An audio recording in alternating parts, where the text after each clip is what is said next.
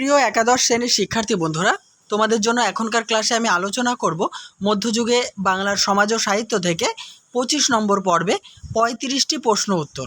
হ্যাঁ বন্ধুরা, এই পর্বে থাকছে ধর্মমঙ্গল নিয়ে বিশদ আলোচনা এবং ধর্মমঙ্গলের দুজন জনপ্রিয় কবি রূপরাম এবং ঘনরাম চক্রবর্তী সংক্রান্ত মোট 35টি প্রশ্ন উত্তর। তাহলে দেরি না করে চলো আজকের ক্লাসটি দেখে নিই। প্রথম প্রশ্ন ধর্মমঙ্গল কাব্য থেকে। ধর্মমঙ্গল কাব্যের সর্বাধিক জনপ্রিয় কবি কে? উত্তর হবে ঘনরাম চক্রবর্তী। ঘনরাম চক্রবর্তীর জন্মস্থান কোথায়? বর্ধমান জেলার কৃষ্ণপুর গ্রামে। কবি ঘনরাম চক্রবর্তী কোন পরিবারে জন্মগ্রহণ করেন? ব্রাহ্মণ পরিবারে। নেক্সট, ঘনরামের পিতার নাম কি? গৌরীকান্ত চক্রবর্তী। ঘনরামের মাতার নাম কি? সীতা দেবী। নেক্সট 6 নম্বর, কবি ঘনরাম কার কাছ থেকে কবিরত্ন উপাধি লাভ করেন? শিক্ষাগুরুর কাছ থেকে। নেক্সট, ঘনরাম চক্রবর্তী কোন শতাব্দীতে ধর্মমঙ্গল কাব্য রচনা করেন? অষ্টাদশ শতাব্দীর প্রথম দিকে।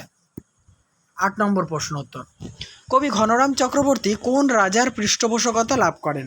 আনুমানিক রাজা কীর্তিচন্দ্রের পৃষ্ঠপোষকতা লাভ করেন। পরের প্রশ্ন, কোন কবি ভণিতায় তার কাব্যকে শ্রী ধর্মসঙ্গীত, অনাদিমঙ্গল, মধুর ভারতী প্রভৃতি নামে অভিহিত করেছেন? ঘনরাম চক্রবর্তী। নেক্সট, ঘনরাম চক্রবর্তী ধর্মমঙ্গল কাব্য রচনায় কোন কোন গ্রন্থ থেকে উপাদান সংগ্রহ করেছিলেন? রামায়ণ, মহাভারত, ভাগবত প্রভৃতি থেকে। এই বানানটা মিস্টেক হয়েছে, প্রকৃতি থেকে হয়ে গেছে, এটা প্রভৃতি থেকে হবে, ঠিক আছে। 11 নম্বর, কবি ঘনরাম কোন শাস্ত্রে সুপণ্ডিত ছিলেন? পুরাণ শাস্ত্রে। নেক্সট, ঘনরামের রচনার বিশেষ গুণ প্রসন্নতা ও ভদ্ররুচি। ঘনরাম সম্পর্কে এই উক্তিটি কে করেছেন? ডক্টর সুকুমার সেন। 13 নম্বর প্রশ্নোত্তর, ধর্মমঙ্গল কাব্যধারার উল্লেখযোগ্য কবি রূপরাম চক্রবর্তী কোথায় জন্মগ্রহণ করেন? বর্ধমান জেলার কায়তি শ্রীরামপুর গ্রামে। 14 নম্বর প্রশ্ন, রূপরাম চক্রবর্তীর পিতা এবং মাতার নাম কি? পিতার নাম শ্রীরাম চক্রবর্তী এবং মাতার নাম দময়ন্তী। 15 নম্বর প্রশ্ন, কোন ধর্মমঙ্গল কাব্যধারার কবির কাব্যে রচনাকাল জ্ঞাপক একটি হেয়ালিপূর্ণ শ্লোক আছে?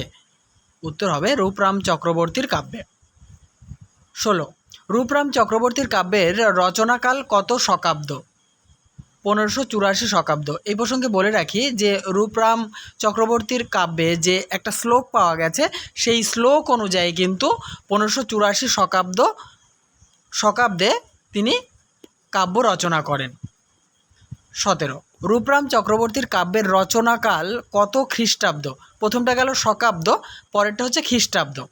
1662 থেকে 1663 খ্রিস্টাব্দের মধ্যে রূপরাম চক্রবর্তীর এই কাব্যটি রচিত হয়। নেক্সট প্রশ্ন আলোচনা করার আগে বলি বন্ধুরা, অবশ্যই ভিডিওতে লাইক, কমেন্ট এবং শেয়ার করো। চ্যানেলটিতে নতুন হলে সাবস্ক্রাইব করে অল করে দিও। আমি প্রতিনিয়ত তোমাদের গুরুত্বপূর্ণ এবং 100% কমন আসবে এমন ভরসা দিয়ে কিন্তু ভিডিও আপলোড করি, তাই অবশ্যই ভিডিওগুলি বন্ধুদের মাঝে শেয়ার করো। আর চ্যানেলটিকে সাবস্ক্রাইব করার পাশাপাশি আমার চ্যানেলের প্লেলিস্টে একটা ফোল্ডারের মধ্যে সমস্ত ভিডিও পেয়ে যাবে তোমাদের প্রথম সেমিস্টারের, তাহলে ভিডিওগুলি অবশ্যই দেখে নেবে। 18 নম্বর, রূপরামের কাব্যের রচনাকাল যে 1584 শকাব্দ বা 1662 থেকে 63 খ্রিস্টাব্দ, এটা কে প্রমাণ করেছেন? অধ্যাপক সুখময় মুখোপাধ্যায়।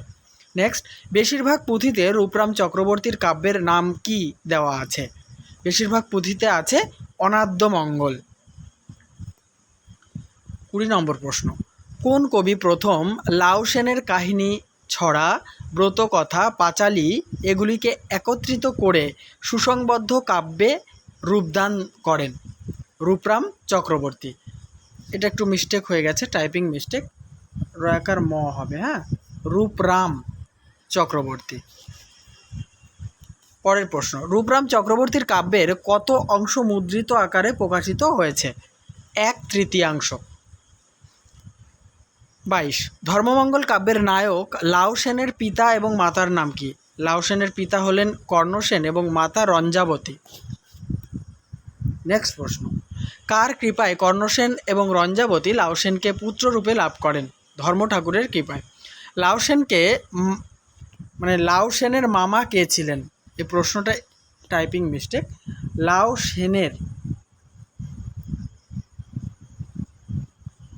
সেনের মামা কে ছিলেন? মহামদ। লাও সেনের মামা ছিলেন মহামদ। পরের প্রশ্ন 25, লাও সেন কার চক্রান্তে গৌড়ে কারারুদ্ধ হন? মহামদের চক্রান্তে। এই প্রসঙ্গে বলে রাখি, লাও সেনের মামা হলেও কিন্তু মহামদ লাও সেনকে ভালো চোখে দেখতেন না। 26, লাও সেন কোন রাজার কন্যাকে বিবাহ করেন? কামরূপ রাজার কন্যাকে বিবাহ করেন। লাও সেনের স্ত্রীর নাম কি? দেখো, দুটি স্ত্রীর নাম পেয়েছি, একটা হচ্ছে কলিঙ্গা এবং অপরজন হচ্ছেন কানাড়া। এই কলিঙ্গা হচ্ছে কামরূপ রাজার কন্যার নাম কলিঙ্গা, আর কানাড়া পরবর্তীতে আসছি। দেখো, কানাড়া কোন রাজার কন্যা? শিমুলার রাজার কন্যা হলেন কানাড়া। 29, দামোদর নদের তীরে কার সঙ্গে লাও সেনের তুমুল যুদ্ধ হয়েছিল? ইছাই ঘোষের সঙ্গে। পরের প্রশ্ন, কোন স্থানে লাও সেন ধর্মঠাকুরের কৃপায় পশ্চিম দিকে সূর্যোদয় দেখিয়ে অসাধ্য সাধন করেন? হাকন্দ নামক স্থানে। নেক্সট, পাপের কারণে মহামদ কোন রোগে আক্রান্ত হন বা হয়? কুষ্ঠরোগে আক্রান্ত হয়। 32, মহামদের কুষ্ঠরোগ কার প্রার্থনায় ধর্মঠাকুর সারিয়ে দেন? লাও সেনের প্রার্থনায়। 33 নম্বর প্রশ্ন, কার মাহাত্ম্য প্রচারের পর লাও সেন স্বর্গ লাভ করেন? ধর্মঠাকুরের মাহাত্ম্য প্রচারের পর সশরীরে স্বর্গ লাভ করেন লাও সেন। 34, কোন কবি মঙ্গল কাব্যের রীতি অনুযায়ী তার কাব্যে স্বপ্নাদেশের কোনো উল্লেখ করেননি? ঘনরাম চক্রবর্তী। ঘনরামের কাব্যে কোন দুটি বিষয়ের আশ্চর্য সমন্বয় ঘটেছে? পাণ্ডিত্য এবং কবিত্বের আশ্চর্য সমন্বয় ঘটেছে। তাহলে বন্ধুরা, এই পর্ব আমি সমাপ্ত করলাম।